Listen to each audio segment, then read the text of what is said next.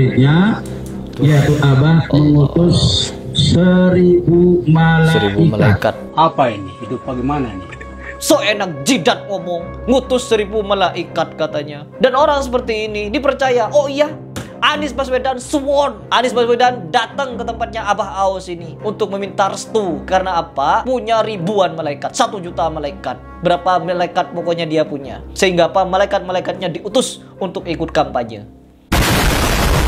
A'udzubillahiminasyaitonirrajim. Bismillahirrahmanirrahim. Teman-teman, Pilpres semakin halu. Pendukung-pendukung Pilpres dari masing-masing pilihan ini, masing-masing paslon, semuanya halu. Yang paling halu adalah di posisi nomor 1, yaitu Anies Baswedan. Memang Anies Baswedannya tidak halu. Anies Baswedannya tidak sehalu yang kita pikirkan. Tetapi para pendukungnya adalah orang-orang halu. Ada Abah Aos, ada Habaib, ada ini, ada itu. Ada beberapa orang yang menyatakan kalau Anies Baswedan beserta Caimin wajib untuk menang. Kalau tidak menang, dosa. Siapapun yang tidak milih Anies, dosa. Karena apa? Harus menang dia. Gak menang, dosa. Masuk ke rukun Islam sudah. Tidak berhenti di situ. Ada yang menyatakan orang-orang yang tidak milih Anies, maka dia perlu dipertanyakan keimanannya. Sampai-sampai sedemikian rupa, ya Allah, ya Allah. Saya di sini bukan untuk menjelekkan Aniesnya. Di video ini ada satu pembahasan di mana Abah Aos atau siapa itu yang menyatakan Anies Baswedan ini adalah apa katanya? Imam Mahdi. Allah. Ya Allah, Imam Mahdi katanya. Yang dimana kemarin ketika ada kampanye akbar, yaitu di JIS, Jakarta International Stadion, katanya Abah Aos mengirimkan 1 juta malaikat. 1 juta malaikat dikirimkan ke JIS untuk mendampingi Anies Baswedan dalam berkampanye. Terus apa kalau di Ganjar Pranowo? Diutus sama Nabi Khidir alaihissalam. Terus apa lagi di Prabowo?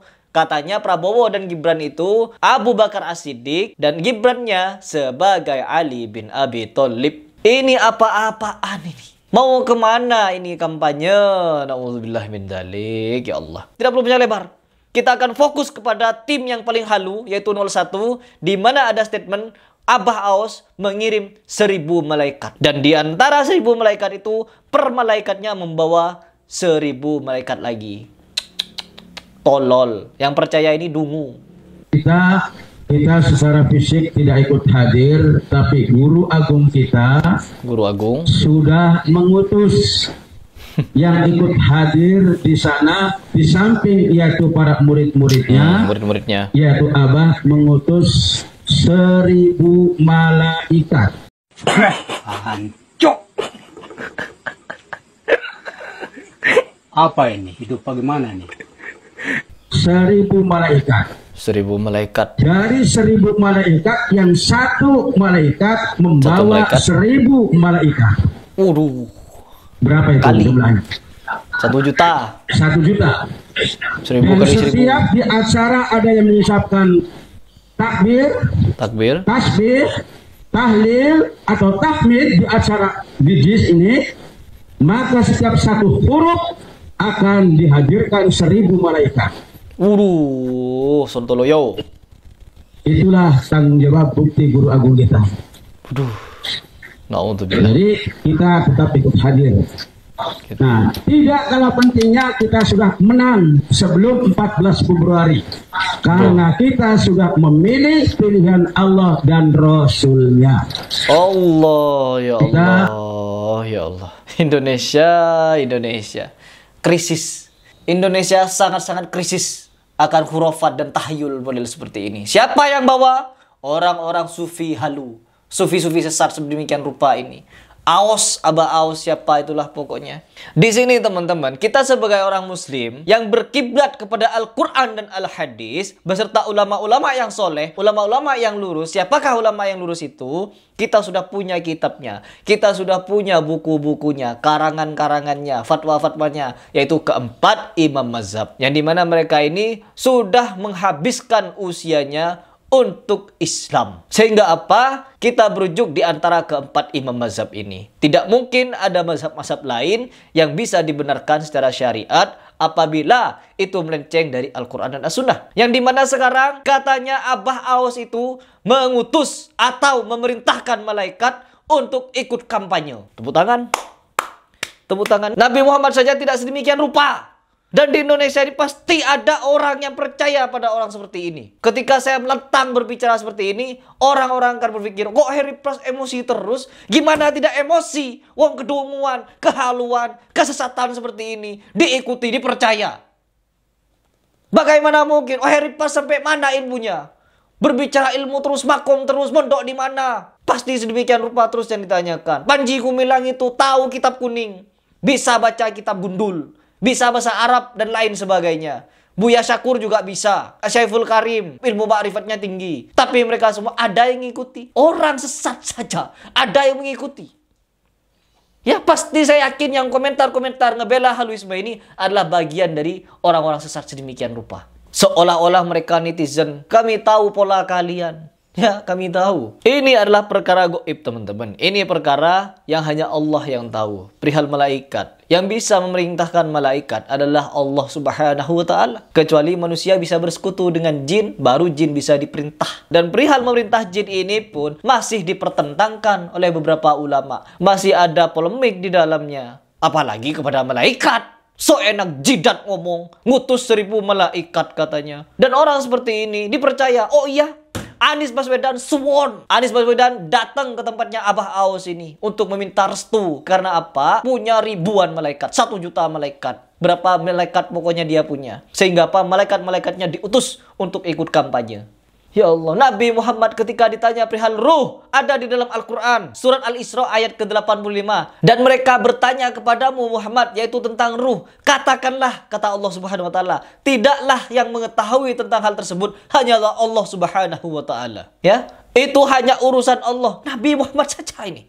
Lalu dilanjutkan di ayat tersebut, tidaklah kita mengetahui, melainkan hanya sedikit. Nabi Muhammad saja mengaku sedemikian rupa, Pak Aos. Ketika ditanyakan perihal ruh, Nabi Muhammad menjawab hanya Allah yang tahu. Apalagi perihal malaikat, merintah-merintah malaikat. Ada satu hadis, ada satu cerita di mana Nabi Muhammad ini pergi ke suatu gunung, turun naik ke gunung Nabi Muhammad untuk meminta, berdoa kepada Allah. Kenapa wahyu tidak turun-turun lagi dengan waktu yang sekian lama? Galau Nabi Muhammad. Bahkan ada yang menyebutkan Nabi Muhammad hendak bunuh diri pada saat itu. Sedangkan ada hadis yang lain berbunyi kalau Nabi Muhammad hanya naik turun bukit itu, meminta agar Jibril turun untuk mengirimkan wahyu.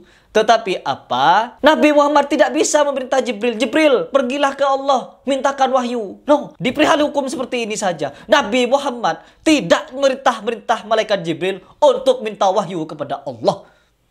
Pas di perihal politik, na'udzubillah min dzalik, ngirim 1000 malaikat katanya. Di antara 1000 malaikat itu, per malaikatnya bawa 1000. Artinya 1 juta malaikat turun di situ.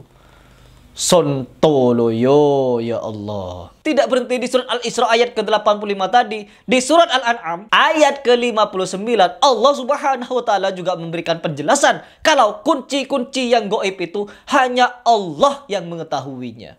Tidak ada yang tahu kecuali Allah. Biar kalian tahu ini.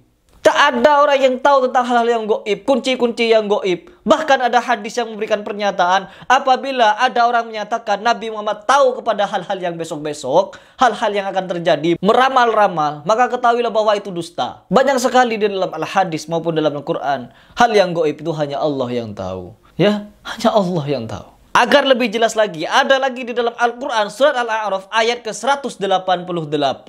Allah Subhanahu wa Ta'ala memberikan peringatan kepada kita semua. Katakanlah, ya Muhammad, wahai Muhammad, aku tidak kuasa mendatangkan kemanfaatan bagi diriku dan tidak pula kuasa menolak kemudaratan kecuali apa yang dikehendaki oleh Allah. Dan andai kata aku mengetahui yang gaib, tentulah aku membuat kebajikan-kebajikan sebanyak-banyaknya. Dan aku tidak akan pernah ditimpa kemudaratan itu. Melainkan aku ini hanyalah pemberi peringatan dan pembawa berita gembira kepada orang-orang yang beriman. Ini peringatan dari Allah. Wahyu yang Allah turunkan kepada Nabi Muhammad. Disuruh Nabi Muhammad untuk mengucapkan hal tersebut. Oh enggak, kalau sekarang Abah Aos ngirim malaikat. 1000 malaikat dikirim. Seenak jidat seolah-olah malaikat ada di tangan dia. Hei malaikat pergi kamu ke sana. Hei malaikat kamu ke sana. Sontoloyo ini. Nabi Muhammad tidak sedemikian rupa. Orang yang katanya cinta kepada Nabi Muhammad, tapi tidak mempelajari siapa Nabi Muhammad, tidak tahu bagaimana Nabi Muhammad berbicara tentang hal yang gaib, menyikapi hal yang gaib, tiba-tiba percaya kepada Abah Aus ini. Geram saya, di mana orang Indonesia ini banyak dibodoh-bodohi dengan orang-orang yang sedemikian rupa, bersorban, pakai jubah, berbicara tentang hal yang gaib. Seolah-olah dia paham dengan hal yang gaib tersebut. Sontoloyo. Berapa kali saya bilang sontoloyo? Indonesia ini banyak dagelannya. Orang-orang di Indonesia ini, yang awam-awam, yang lugu-lugu ini, dibuat sontoloyo oleh orang-orang sedemikian rupa. Saya tidak takut menyuarakan hal seperti ini. Karena apa? Memang halu ini. Mengakui Nabi Muhammad Nabi terakhir. Mengakui bahwa Nabi Muhammad itu adalah sumber ilmu. Tetapi masih menganggap diri lebih mulia dari Nabi Muhammad. Merintah malaikat sana-sini. Mi'raj 70 kali. Menghentikan malaikat Atid. Begini-begitu. Turun rantai emas dari langit. Sontoloyo memang ini. Ngegas saya. Ingat, ngegasnya saya ini karena sudah saking gedeknya Indonesia ini bebal diberikan nasihat untuk kembali kepada Quran dan hadis, untuk bangun dari tidur panjangnya yang dinina-bobokkan oleh kaum sufi-sufi sesat seperti ini. Saya Heri Pras, apabila di video yang salah, itu murni dari kekhilafan kebodohan saya. Tetapi apabila ini benar, itu dari Allah Subhanahu wa Ta'ala.